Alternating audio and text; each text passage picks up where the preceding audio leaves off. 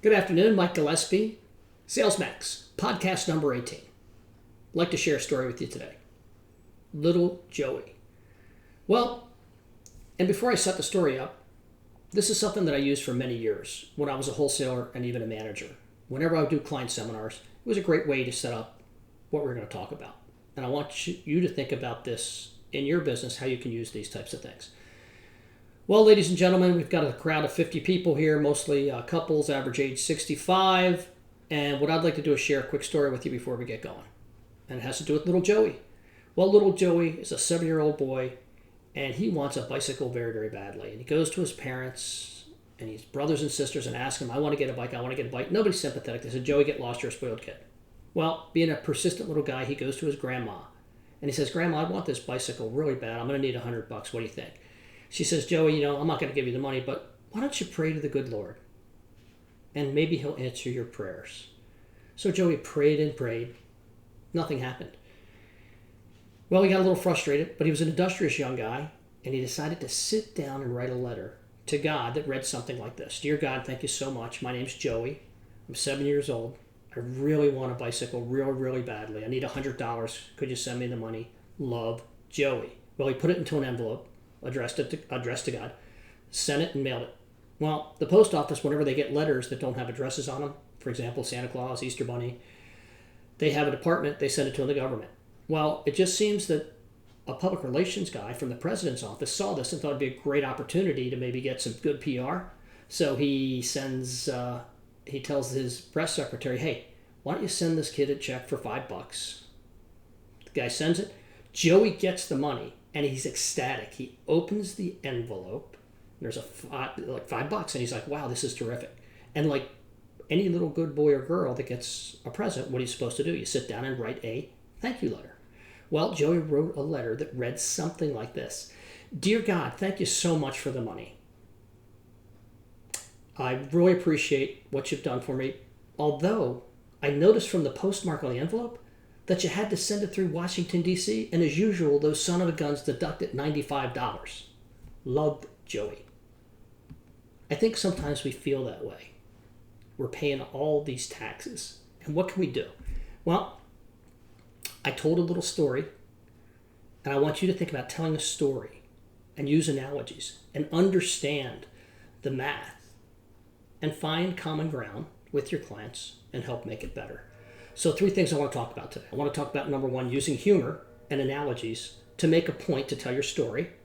Number 2, I want you to understand the implications of tax control and tax deferral and minimizing the taxes on your investment portfolio and maximizing, therefore, your results on your portfolio. And lastly, never ask a barber if you need a haircut, because you need to understand who you're talking to and make sure that they understand what it is exactly that you want and how you guys can find common ground to get there. So first, I'm going to start with using humor and analogies to make a point to tell a story. Well, if you understand analogies and humor and stories, the greatest book ever written, the Bible, there's so many great analogies and stories in there. And if you understand that people relate to that, that's what we need to do a better job of. Understand, feel your audience. Have some fun. Humanize yourself.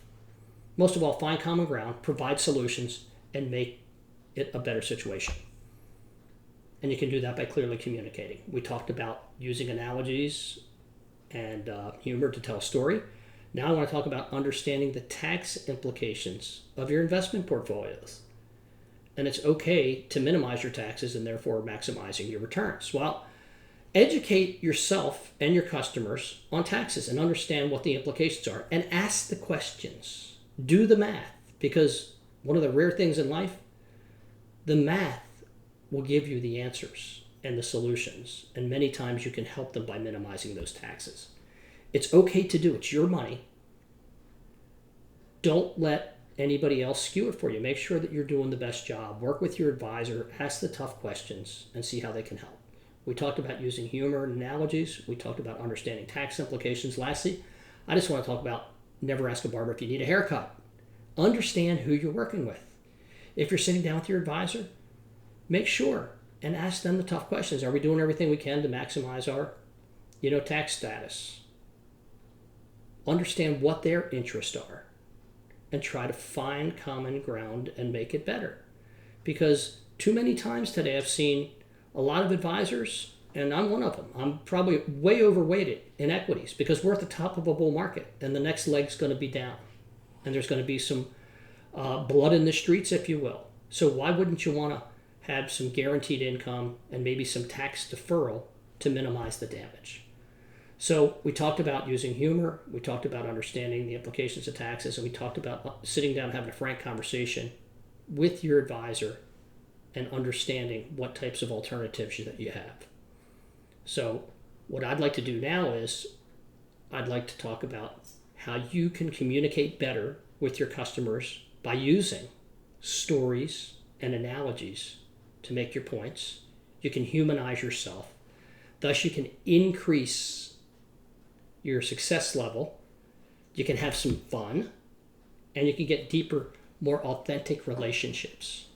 So what I'd like you to do is try to implement some fun stories and analogies into your business and some humor into your business. With that, have a terrific day. Good selling. Mike Gillespie, SalesMax. We'll see you.